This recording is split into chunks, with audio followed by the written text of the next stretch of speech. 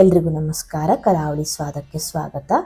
ಇವತ್ತಿನ ವಿಡಿಯೋದಲ್ಲಿ ಬಾಂಬೆ ಹಲ್ವಾ ಹೇಗೆ ಮಾಡೋದಂತ ತೋರಿಸ್ಕೊಡ್ತಾ ಇದ್ದೀನಿ. ಕೇವಲ ಮೂರೇ ಪದಾರ್ಥನ ಬಳಸಿ ತುಂಬಾನೇ ಸುಲಭದಲ್ಲಿ ಈ ರುಚಿಯಾದ ಹಲ್ವಾನ ಮಾಡ್ಕೊಳ್ಬಹುದು. ನೋಡಿ ಎಷ್ಟು ಸಾಫ್ಟ್ ಆಗಿ ಬಂದಿದೆ ಅಂತ. ತಿನ್ಲಿಕ್ಕೂ ಅಷ್ಟೇ ತುಂಬಾನೇ ರುಚಿಯಾಗಿರುತ್ತೆ. ಬನ್ನಿ ಈ ರುಚಿಯಾದ ಹಲ್ವಾನ ಹೇಗೆ ಮಾಡೋದಂತ ನೋಡೋಣ. ಹಲ್ವಾ ಮಾಡಲಿಕ್ಕೆ ಮೊದಲಿಗೆ ನಾನಿಲ್ಲಿ ಒಂದು ಮಿಕ್ಸಿಂಗ್ ಬೌಲ್ ತಗೊಂಡು ಕಾರ್ನ್ ಫ್ಲೋರ್ ಹಾಕೊಳ್ತಾ ಇದ್ದೀನಿ. 1.5 ಕಪ್ ಆಗುವಷ್ಟು ಹಾಕೊಂಡಿದ್ದೀನಿ. ಹಾಗೆ ಅದೇ ಕಪ್ನ ಅಳತೆಯಲ್ಲಿ 2 ಕಪ್ ಆಗುವಷ್ಟು ನೀರು ಹಾಕೊಂಡಿದ್ದೀನಿ. 1.5 ಕಪ್ ಕಾರ್ನ್ ಫ್ಲೋರಿಗೆ 2 ಕಪ್ ಆಗುವಷ್ಟು ನೀರು ಹಾಕಿ ಚೆನ್ನಾಗಿ ಇದನ್ನು ಗಂಟಿಲ್ಲದೆ ಮಿಕ್ಸ್ ಮಾಡ್ಕೊಳ್ಬೇಕು.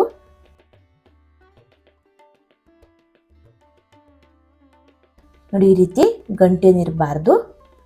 ಹೀಗೆ ಚೆನ್ನಾಗಿ ಮಿಕ್ಸ್ ಮಾಡಿಕೊಂಡು ಇದನ್ನು ಇವಾಗ ಪಕ್ಕಕ್ಕೆ ಎತ್ತಿಟ್ಕೊಳ್ತಾ ಇದ್ದೀನಿ. ನಂತರ ಸ್ಟವ್ ಮೇಲೆ ಒಂದು ಕಡಾಯಿ ಇಟ್ಟು ಸಕ್ಕರೆ ಹಾಕೊಳ್ತಾ ಇದ್ದೀನಿ. 2 ಕಪ್ ಆಗುವಷ್ಟು ಸಕ್ಕರೆ ಹಾಕಿ ನಂತರ ಅದೇ ಕಪ್ನ ಅಳತೆಯಲ್ಲಿ ನಾನಿಲ್ಲಿ ನೀರು ಹಾಕೊಳ್ತಾ ಇದ್ದೀನಿ. 2 ಕಪ್ ಸಕ್ಕರೆಗೆ 2 ಕಪ್ ಆಗುವಷ್ಟು ನೀರು ಹಾಕೊಳ್ತಾ ಇದ್ದೀನಿ. ಸಕ್ಕರೆ ಬೇಡ ಅಂದರೆ ಸಕ್ಕರೆ ಬದಲು ಬೆಲ್ಲ ಕೂಡ ಬಳಸಬಹುದು. ಹಲ್ವದ ಕಲರ್ ಸ್ವಲ್ಪ ಚೇಂಜ್ ಆಗುತ್ತಷ್ಟೇ, ಟೇಸ್ಟಲ್ಲಿ ಏನೂ ಡಿಫ್ರೆನ್ಸ್ ಇಲ್ಲ. ಸಕ್ಕರೆ ಹಾಕಿ ಚೆನ್ನಾಗಿ ಇದನ್ನು ಮಿಕ್ಸ್ ಮಾಡಿಕೊಂಡು 1 ನಿಮಿಷ ಕುದಿಲಿಕ್ಕೆ ಬಿಡೋಣ.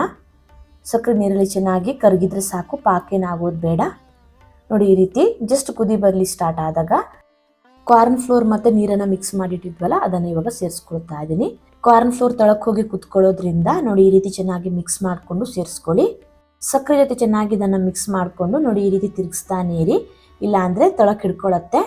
ಗ್ಯಾಸ್ನ ಮಧ್ಯಮ ಉರಿಯಲ್ಲಿ ಇಟ್ಕೊಂಡು ಬೇಯಿಸ್ಕೊಳ್ತಾ ಇದ್ದೀನಿ. ಹೀಗೆ ತಿರ್ಸ್ತಾ ಹೋದ ಹಾಗೆ ಸ್ವಲ್ಪ ಗಂಟು ರೀತಿ ಆಗುತ್ತೆ, ಏನೂ ವರಿ ಮಾಡ್ಕೊಳ್ಳೋದು ಬೇಡ. ನೋಡಿ, ಈ ರೀತಿ ಗಂಟುಗಳಾಗಿ ಗಟ್ಟಿ ಆಗ್ತಾ ಹೋಗುತ್ತೆ. ನೋಡಿ, ಇದು ಗಟ್ಟಿ ಆಗ್ತಾ ಹೋದ ಹಾಗೆ ಕಲರ್ ಕೂಡ ಚೇಂಜ್ ಆಗ್ತಾ ಹೋಗುತ್ತೆ. ಬೆಳ್ಳಗಿರೋದೆಲ್ಲ ಹೋಗಿ ನೋಡಿ ಶೈನಿಂಗ್ ಟೆಕ್ಸ್ಚರಲ್ಲಿ ಬಂದಿದೆ.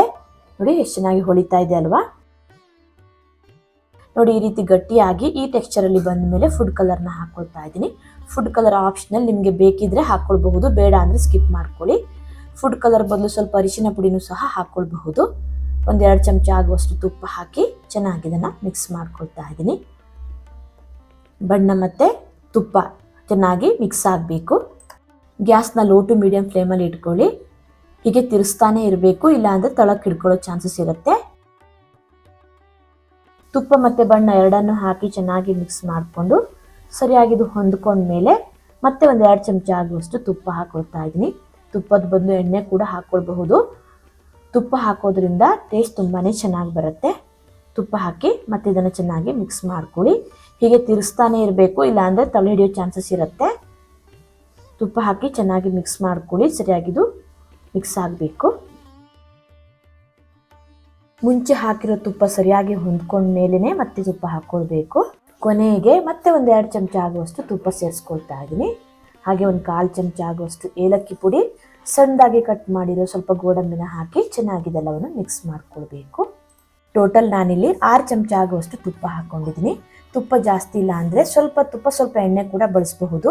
ಬರೀ ಎಣ್ಣೆ ಹಾಕಿ ಮಾಡಿದರೆ ಟೇಸ್ಟ್ ಚೆನ್ನಾಗಿರಲ್ಲ. ಸ್ವಲ್ಪ ತುಪ್ಪ ಹಾಕೊಳ್ಳೋದ್ರಿಂದ ಹಲ್ವಾದ ರುಚಿ ತುಂಬಾ ಚೆನ್ನಾಗಿರುತ್ತೆ. ತುಂಬಾ ಸುಲಭದಲ್ಲಿ ಆಗುವ ಹಲ್ವಾ ಇದು. ಕೇವಲ 3 ಪದಾರ್ಥ ಇದ್ದರೆ ಸಾಕಾಗತ್ತೆ. ಕಾರ್ನ್ ಫ್ಲೋರ್, ತುಪ್ಪ ಹಾಗೆ ಸಕ್ಕರೆ ಇದ್ದರೆ ಈ ರುಚಿಯಾದ ಹಲ್ವಾನ ಮಾಡ್ಕೊಳ್ಬಹುದು. ಸಕ್ಕರೆ ಬೇಡ ಅನ್ನುವರು ಬೆಲ್ಲ ಕೂಡ ಹಾಕ್ಕೊಳ್ಬಹುದು.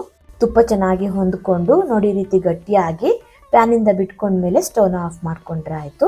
ನಂತರ ಇದನ್ನು ಯಾವುದಾದ್ರೂ ಪ್ಲೇಟ್ಗೆ ಅಥವಾ ಟ್ರೇಗೆ ಹಾಕಿ ಸೆಟ್ ಆಗ್ಲಿಕ್ಕೆ ಬಿಡಬೇಕು. ನಾನು ಟ್ರೇಗೆ ಸ್ವಲ್ಪ ತುಪ್ಪನ ಹಚ್ಕೊಳ್ತಾ ಇದ್ದೀನಿ. ಸ್ವಲ್ಪ ತುಪ್ಪ ಅಥವಾ ಎಣ್ಣೆ ಹಚ್ಕೊಳ್ಳೋದ್ರಿಂದ ಗಟ್ಟಿ ಆದಮೇಲೆ ಹಲ್ವಾ ಈಸಿಯಾಗಿ ಬಿಟ್ಕೊಳ್ಳುತ್ತೆ. ಹಾಗೆ ನಾನಿಲ್ಲಿ ಸ್ವಲ್ಪ ಗೋಡಂಬಿ ಮತ್ತು ಬಾದಾಮಿನ ಸಣ್ಣದಾಗಿ ಕಟ್ ಮಾಡಿ ಸೇರಿಸ್ಕೊಳ್ತಾ ಇದ್ದೀನಿ. ಇದು ಆಪ್ಷನಲ್, ಚೆನ್ನಾಗಿ ಕಾಣಿಸ್ಲಿ ಅಂತ ಅಷ್ಟೇ. ನಂತರ ಈ ಹಲ್ವಾ ಮಿಶ್ರಣನ ಸೇರಿಸ್ಕೊಳ್ತಾ ಇದ್ದೀನಿ. ನಂತರ ಇದನ್ನು ನೀಟಾಗಿ ಸೆಟ್ ಮಾಡ್ಕೊಳ್ಬೇಕು. ಬಿಸಿರುವಾಗಲೇ ಬೇಗನೆ ಸೆಟ್ ಮಾಡ್ಕೊಳ್ಳಿ, ಗಟ್ಟಿ ಆದಮೇಲೆ ಶೇಪ್ ಚೆನ್ನಾಗಿ ಬರಲ್ಲ. ನೋಡಿ, ಈ ರೀತಿ ನೀಟಾಗಿ ಸೆಟ್ ಮಾಡಿಕೊಂಡು ತಣಿಲಿಕ್ಕೆ ಬಿಡಬೇಕು. ಚೆನ್ನಾಗಿ ತಣಿದ ಮೇಲೆ ನಿಮ್ಗೆ ಯಾವ ಶೇಪು ಅಥವಾ ಯಾವ ಸೈಜಲ್ಲಿ ಬೇಕು ಅಂತ ನೋಡ್ಕೊಂಡು ಕಟ್ ಮಾಡ್ಕೊಂಡ್ರೆ ಆಯಿತು. ಹಲ್ವಾ ಚೆನ್ನಾಗಿ ತಣಿದ್ಮೇಲೆ ತೋರಿಸ್ತಾ ಇದ್ದೀನಿ. ನೋಡಿ, ಟ್ರೇಯಿಂದ ಎಷ್ಟು ಚೆನ್ನಾಗಿ ಈಸಿಯಾಗಿ ಬರ್ತಾ ಇದೆ ಅಂತ, ಒಂದು ಚೂರು ಅಂಟ್ಕೊಳ್ತಾ ಇಲ್ಲ. ನಂತರ ಹಲ್ವಾನ ಚಾಕುವಿನ ಸಹಾಯದಿಂದ ಕಟ್ ಮಾಡ್ಕೊಳ್ತಾ ಇದ್ದೀನಿ. ನಿಮ್ಗೆ ಇಷ್ಟವಾದ ಶೇಪ್ ಅಥವಾ ಸೈಜಲ್ಲಿ ಕಟ್ ಮಾಡ್ಕೊಳ್ಬಹುದು.